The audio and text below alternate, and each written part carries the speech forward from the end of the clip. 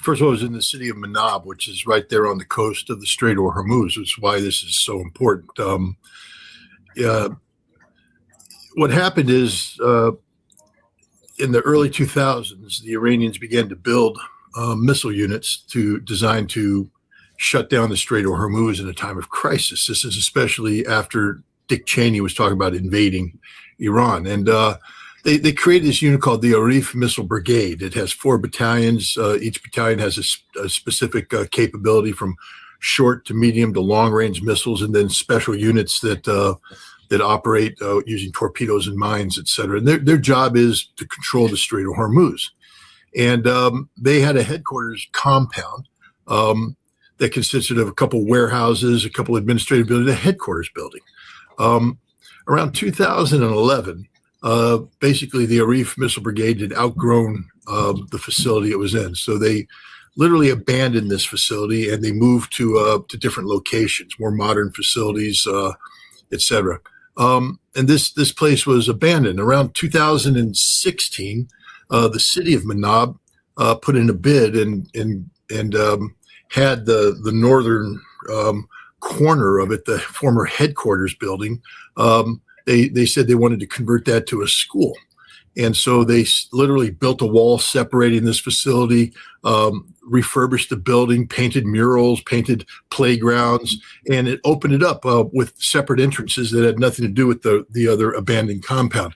This was done in the public, and the United States knew about this. How do we know? Because Defense Department maps of Manab, when they show this compound, clearly mark this as a school. And there's no ifs, ands, or buts. Now, at the same time, the Fifth Fleet in Bahrain has a mission of, making sure that the Strait of Hormuz can stay open. And so they've been running nonstop intelligence operations against the Arif Brigade. They've been collecting on it. They have special human units that debrief fishermen. They fly the drones over, intercepting all the electronic signals. They have satellites and other aircraft taking photographs. The Arif Missile Brigade is one of the most heavily collected units in the world. We know a lot about it. And the reason why I bring that up is all that information goes into a target deck. And, the Fifth Fleet's responsible for updating it because they're the war fighters. They give it to Central Command, and they keep this updated. We knew with this target deck that we had where the Arif Brigade was and where it wasn't. We knew, for instance, that abandoned compound had not only been converted partially to a school, but the central part had been converted to a hospital. We knew this, and that was also in the no strike list. Now we come to the war, and when Donald Trump told Benjamin Netanyahu told Donald Trump on February 11th that we need to go to war, Pete Hegseth came in with his genius plan of shock and awe. You don't go in and just strike the targets that are important, because we already had that target deck. We could be bombing the Arif Brigade, and we did bomb the Arif Brigade. Not too much good because they still got the Strait of Hormuz closed, but that's another question. We needed more targets because we had to create this impression of overwhelming force coming in, so the Iranian people would say, my goodness, look at the power of America, and they've killed Ali Khamenei, the supreme leader. It's time for us to abandon the regime, rise up and remove the regime. So we needed to shock and awe these people. We needed bombs to be hitting targets. We needed things to go boom all over the country. In order to do that, you need places on the ground to hit. We had the target deck that was important, the target deck that was military relevant. That wasn't enough boom for the buck. We needed more. So they turned to an AI program called Claude, and Claude went around and just sifted through the old data. And Claude came up with a bunch of targets, including that compound, which Claude called an Iranian Revolutionary Guard Command Naval Headquarters Facility. Now, here's the thing. Normally, there would be people like me who would receive that and go, now, outdated information, throw it away. They cut me out of it. It was going into the target deck. But then in 2023, the Department of Defense created a new unit called the the bottom line is their job was to review targets to civilian. That's it. The civilian mitigation in harm resources unit. Their job was to make sure that We didn't blow up schools and things. Their job was to do one more scrub. Now, why would we need this? Because the law of war created people like me who are supposed to do this stuff. Because during the war on terror, we stopped doing that. During the war on terror, we blew up wedding parties. During the war on terror, we blew up hospitals. 2015, AC-130, banging away at a hospital that we knew was a hospital, being directed by special forces that knew it was a hospital. But we did it anyways because we just stopped caring about the law of war. The final straw that broke the camel's back was that last drone strike in Afghanistan. After the troops withdrew, we sent a missile in, killed an aid worker and his family. And that's when the Defense Department went, we're doing this wrong. There's a problem here. So they created this unit. And this unit was mandated to join up with combatant commands, and they would scrub every target. And all the commanders loved this unit because it made them back to comply with the law of war. It forced them to do the job the right way, the way it's supposed to be done. It's not an interference with our combat duties to do this. It enhances our combat duties because we're hitting the right targets. The best way to create a terrorist is to blow up his home, blow up the home of a farmer. You just created a terrorist, and he'll come after you for the rest of his life.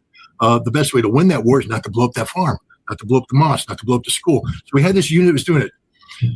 Pete Hegseth came in and said, of course, that he's going to change the ethos. In March of 2025, shortly after President Trump was sworn in, Pete Hegseth dissolved this unit. He shut it down. The 10-member team that was at CENTCOM, gone. The 5 guys at Fifth Fleet, gone. Shut it down. No more scrubbing. And then he came out with his new ethos. We are going to be more lethal. No more stupid rules of engagement, he said. Lethality. We kill things. We break things. This is what we do. And he unleashed the military.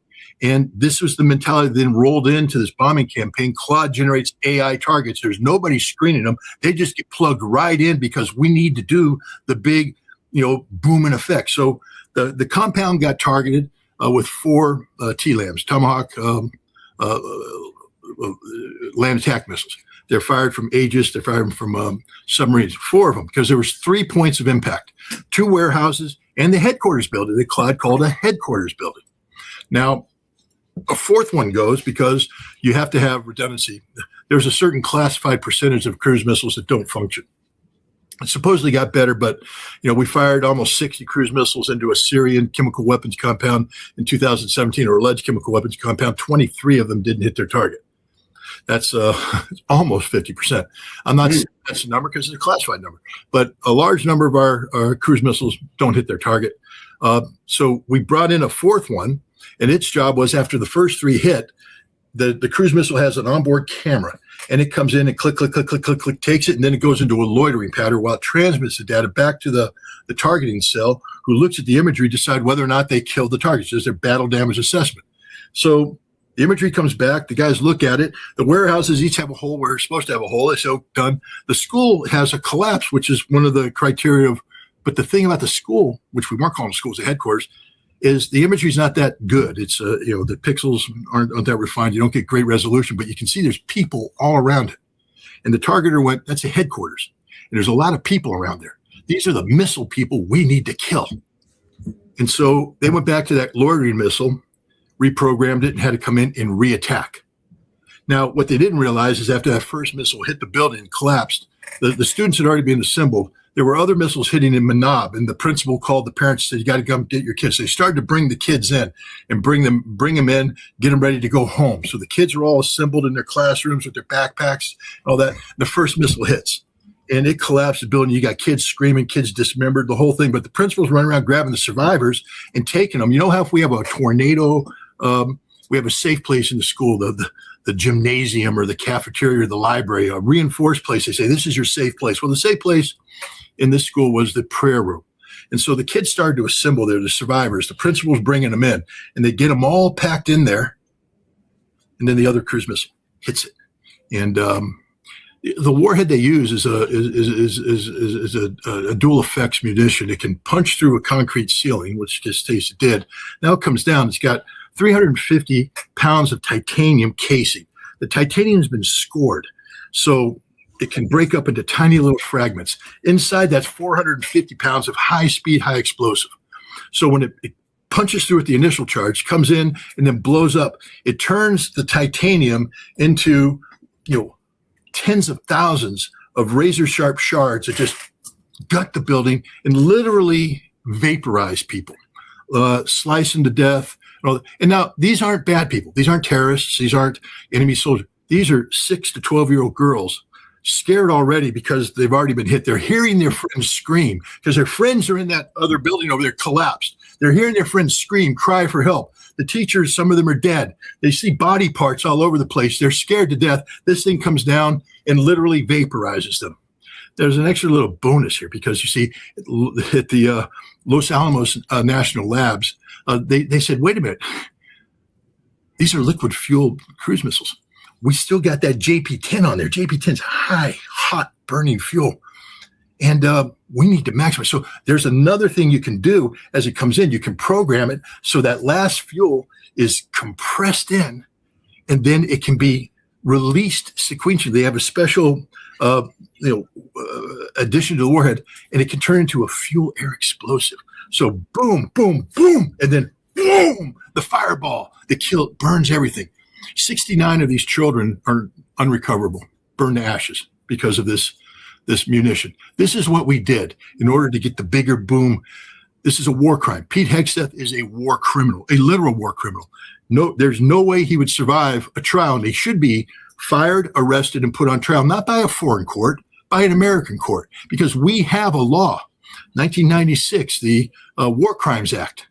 It prohibits this very thing. This is one of the most illegal things imaginable. There's no defense for what Pete Hegseth has done. This was intentional. You know that, Judge. You know the language. When you have somebody up there saying, no regard for the rules, increased lethality, our job is to kill. And then he goes around and gives orders such as no quarter, which is also illegal. This is a walking, talking war criminal in motion who has committed one of the most heinous war crimes possible, the slaughter of innocent children. And this was done solely because of him. He's the one who said, disband the unit that would have prevented this. He's the one that said, don't regard the laws of war. No rules of conduct. We are going in to be lethal. His intent was to kill without regard, because if he wanted regard, if he wanted distinction, then you obey the law of war and you review the targets for distinction, which you are required to do under the Geneva Conventions. It is a mandatory requirement of the additional protocol 1977 to the 1949 Geneva Conventions that has been adopted, the law of war manual, which is the law for the military. Pete Hegseth said, don't obey the law. And he said, I'm canceling the regulation to make sure that we do obey the law because we hadn't been obeying the law. That's what happened to the children's school, Judge.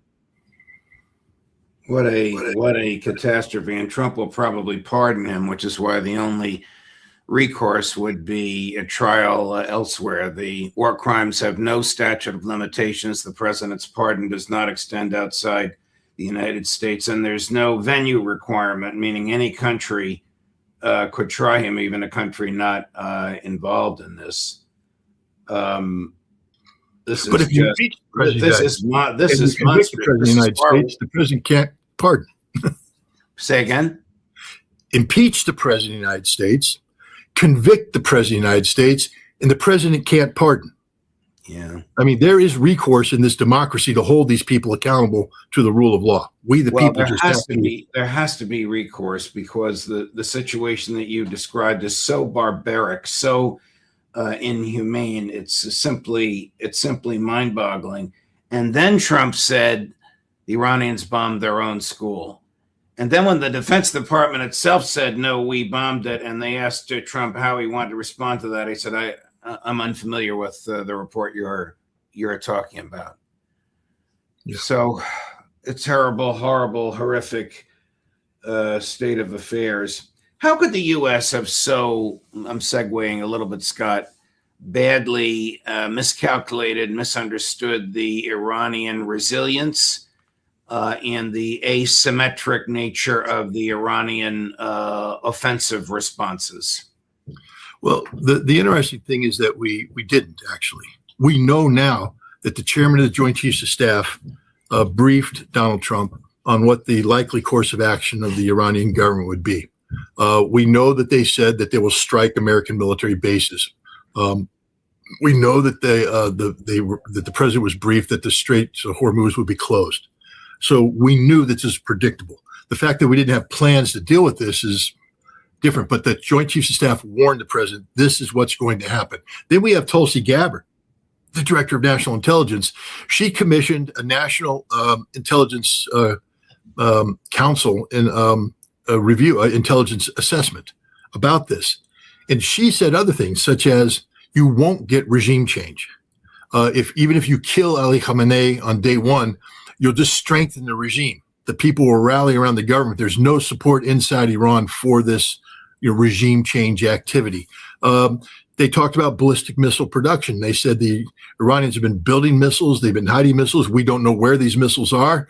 And so it's likely the Iranians will continue to launch missiles and drones throughout the period of conflict. And there's nothing we can do to stop it. So the president of the United States was briefed on all of this.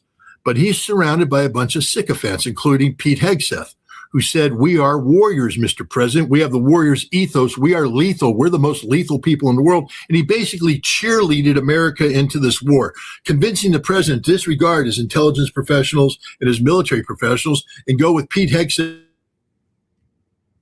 non-woke. Anybody talking about the law of war is a jag-off. That's what he called him, jag being the judge advocate general. But he, jag-off. He's making fun of them, mocking them, as if law doesn't matter. And the president's going for this because he loves that kind of stuff, because it's stroking his ego, making him feel good. And he's surrounded by Marco Rubio, who's nodding his head stupidly, Scott Bessent, who's nodding his head stupidly. The most stupid people in the world are advising this president. The two people that have a brain on their shoulders, the chairman of the Joint Chiefs and Tulsi Gabbard, are being disregarded. And J.D. Vance is in the corner silent. I mean, this was J.D. Vance's moment to stand up and say, no, Mr. President, we can't support this war. This is an illegal war of aggression. There's no justification under the law of war for this. I'm your vice president. I'm telling you, I won't support this. I support the assessments but J.D. Vance remains silent because he's too much of a coward. He wants to be president, so he has to play the game. But basically, this happened because Donald Trump is not a very smart man. He has no moral compass. He can be easily misled by people who simply stroke his ego, and that gets Donald Trump to go whichever direction they want him to go. And Pete Hegseth is a war criminal, itching for a major conflict to prove the lethality of his new improved Department of War. Here is some breaking news. I don't know this person by name, but the United States Counterterrorism Director Joe Kent just resigned over the war, saying, quote, you ready for this, Scott? Iran posed no imminent threat to the United States. Joe Kent was a former Special Forces officer, probably made famous. I mean, he was a very, well-renowned, well-regarded, but his wife was a naval special warfare operator linguist, and she was killed in Syria in the ISIS bombing. She was very highly decorated, very highly regarded, and so Kent became, known as I think her name was Shannon Kent's husband, and he ran for Congress several times in Washington State, but couldn't break through the party system. But he had a good reputation. He's very conservative, very hawkish, very MAGA, and Trump appointed him to this position. And he was qualified for the job, but he has a conscience. He's one of those people who actually knows what the Constitution is, knows the oath he took, and understands what a real threat is. Unlike Donald Trump, whose biggest threat in life has been bone spurs. Kent was on the front lines. Kent buried his wife, who was on the front lines. He knows this stuff. So he did the honorable thing. And hopefully this is the beginning of a wave of resignations of men and women of honor who recognize that what we're doing here is just, it's not only wrong. I mean, it's not just that we're losing, Judge. I mean, that's bad enough, but it's against the law. This is literally the definition of an illegal war of aggression. And where wars of aggression stand in the pantheon of international law. Judge Jackson said it's the greatest war crime of all, because from this war crime, all other crimes are committed. And yet the United States is now willfully carrying out an illegal war of aggression. And we know it's illegal because Donald Trump says he doesn't care about the law. He doesn't care about international law. He doesn't need to go to Congress. He doesn't need congressional approval. He's the president. As he told the World Economic Forum, I am a dictator. I don't care about international law. I only go with what's here. Well, what's here isn't connected to what's here because what's here doesn't work. And Pete Hegseth whispers in here, and what's here starts to beep because somebody's stroking them. And off we went to war. And finally, we have somebody willing to say, no, I'm not playing this game. You mentioned Vice President Vance. Here is a reporter asking him, how can you support the war when you spent your career opposing it? Chris, cut number 16. Were worth their salt. They would have said, well, what nuclear program? Your director of national intelligence, who's still your director of national intelligence, testified before Congress saying there is no nuclear weapons program. Now, President Trump said he doesn't believe her. Then why does she still have the job? Right. And then I would ask the other question, were you briefed by the DNI going into this about the update based upon what was that briefing? Because the answer is yes, you were briefed. And she said there is no nuclear weapons program. I also would have asked, what did Steve Witkoff and Jared Kushner report to you? The very first thing they said the Iranians told them. And the answer is that there's 450 kilograms of uranium hexafluoride enriched to 60%. Now, why is this important? See, Witkoff and Kushner went, they're threatening us with 10 bombs. But what the Iranians were actually doing is saying, we haven't done a damn thing with this. All you guys accusing us of trying to make a weapon. If we were trying to make a weapon, we would have further enriched this material. We'd begin to turn it into a metal and all that. It's in the original condition it was before the June War started. It's all here, and we're willing to work with you to verify that it's all here. The Iranians were saying, we don't have a nuclear weapons program, and we're ready to prove it. And yet the Trump administration didn't want to hear that answer because he ordered the diplomacy to take place after he made the decision to go to war. And so the diplomacy was always a cover, always going to be a lie. But everything J.D. Vance said in there was an absolute lie, up to and including that we have a smart president now. This president doesn't know anything. This president's a liar. He's confused. I mean, he literally, he made a statement yesterday to the effect of, well, we've won this war. I mean, we've won decisively. It's over. It's a decisive defeat. Why are the Iranians continuing to shut the Strait of Hormuz? That's not fair, is it? I mean, why don't they just recognize that we've won the war? Does that sound like a smart president to you? It sounds like a deluded man who's confused, maybe pre-dementia to kicking in. But that's not a normally functioning brain for a commander-in-chief who just took his nation to war and is getting his ass handed to him. How badly, and I'm going to ask you if we know this because of their notorious censorship, has Israel been damaged by the Iranian counterattacks? Well, the first thing we know is that Israel can't defend itself. I mean, they're carrying out offensive operations, but those offensive operations haven't resulted in a diminishment of the Iranian attacks. The Iranian attacks are constant, continuous, and accurate. The Iranians are specifically targeting critical infrastructure, defense infrastructure, and then also the infrastructure that is used to power the nation. They've taken out the Haifa refineries. They've taken out power stations in Tel Aviv. They've taken out military headquarters, intelligence headquarters. They're starting to strike air bases with great precision. They're striking bunkers, leadership bunkers, and they're hitting what they aim at. And the Israelis know this. And this is what was happening at the end of the 12-day war. The Israelis started to see that the Iranians were hitting them with high precision, very destructive weapons that couldn't be shot down. That's why Benjamin Netanyahu was shaking hands, called Trump and said, we have to end this thing. And that's when Trump made the phone call to the Iranians. And then Midnight Hammer came in.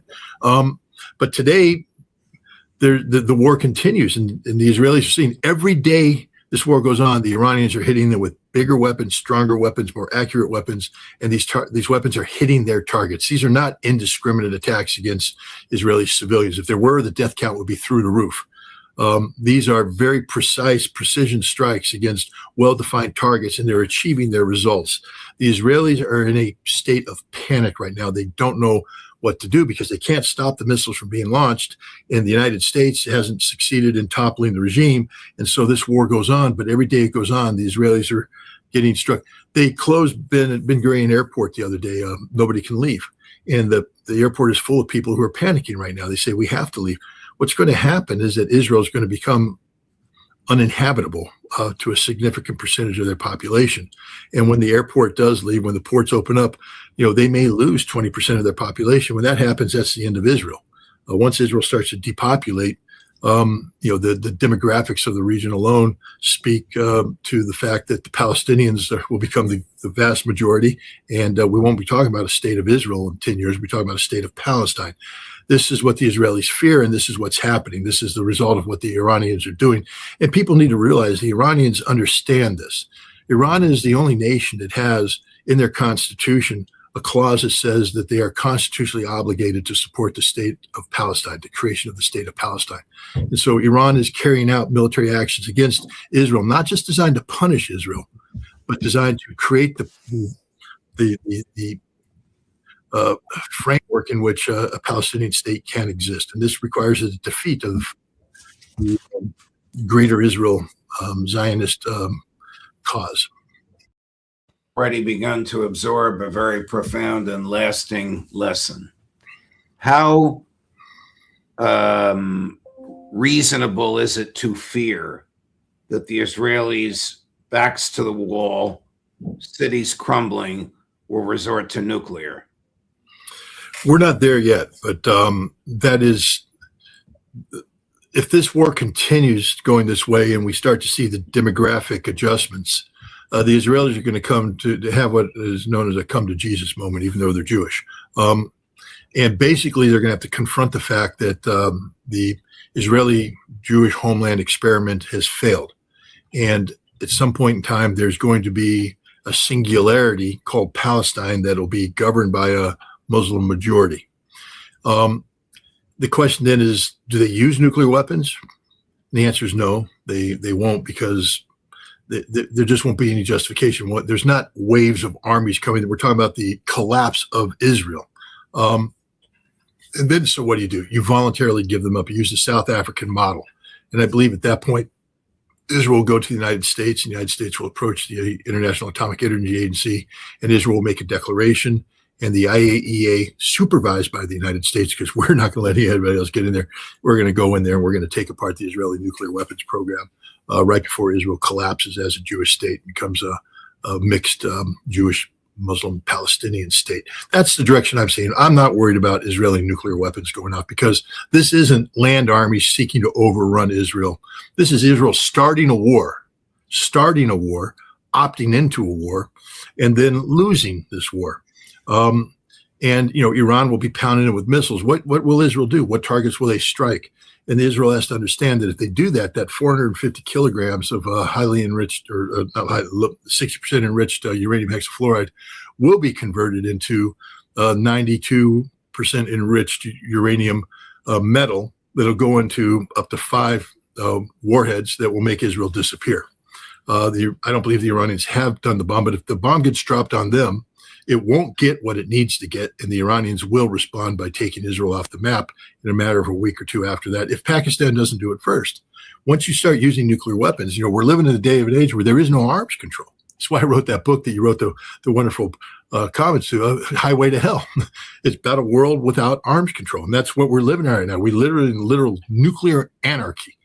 And if Israel were to use nuclear weapons against Iran, there is a 100% guarantee that Israel would cease to exist, and a possibility that the United States would lose a coastal city as well to nuclear terrorism, because the United States is responsible for this. The Islamic world is not going to sit by silently while Israel nukes Iran. That just isn't going to happen. So I think when push comes to shove, the Israelis, rather than using these nuclear weapons, will voluntarily turn them over to the international community to dispose of, so that these weapons don't fall in the hands of an Islamic state.